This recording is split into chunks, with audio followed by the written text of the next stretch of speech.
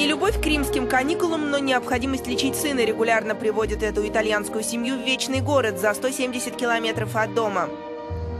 Что же случилось и почему именно Рим? В здешней клинике наблюдается их сын.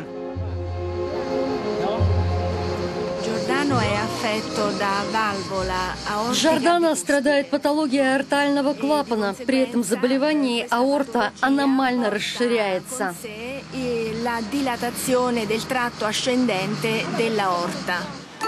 Мальчику необходим пристальный медицинский контроль. Он должен приезжать в Рим каждые 3 месяца.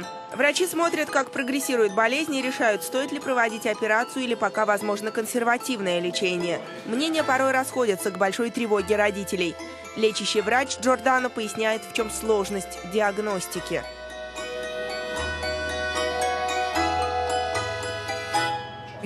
Классическая схема предполагает замер аорты, чтобы оценить степень ее расширения. Разумеется, мы сравниваем показатели с замерами предыдущих осмотров, и так можем сделать выводы о динамике и о том, насколько опасна ситуация для пациента. Но мы знаем, что иногда ситуация может быть серьезнее, чем то, что мы видим во время исследований. У 20-30% пациентов ухудшение может произойти так быстро, что мы его не успеваем зафиксировать. Чтобы минимизировать риски для кардиобольных, ученые объединенные программой «Европейский исследовательский проект» разработали персонализированные диагностические программы. Они позволяют осуществлять традиционный мониторинг и прогнозировать поведение аорты, исходя из работы других отделов сердца. Вот смотрите, здесь мы симулируем систему кровотока. Вводя конкретные параметры пациента, мы можем увидеть очень многое.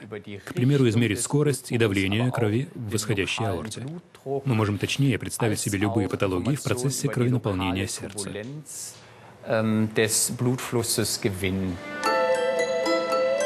Подобные симуляторы позволяют педиатрам делать более точные прогнозы по перспективе развития заболеваний их маленьких пациентов. Мы берем за образец, за точку отсчета, модель здорового сердца. По сравнению с нею, на нашей картинке мы видим 2 зоны потенциального риска. Они отмечены красным. Мы видим, что из-за особенностей строения аорты происходит изменение нормального кровотока. Сверхточная диагностика – еще один огромный плюс. Авторы проекта оснастили европейские и партнерские американские клиники единой базой данных, в которой можно оперативно найти интересующие вас случаи и методы лечения. И в считанные часы получить консультацию онлайн.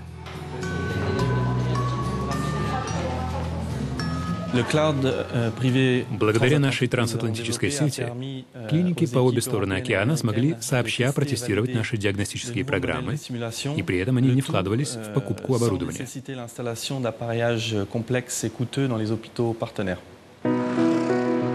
В настоящее время инженеры адаптируют программы для нужд врачей других специальностей – детских неврологов, гастроэнтерологов и диетологов.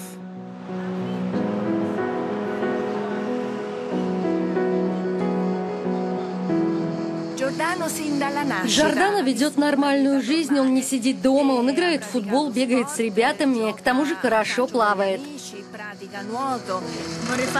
Когда я вырасту, я, наверное, стану фотографом или оператором.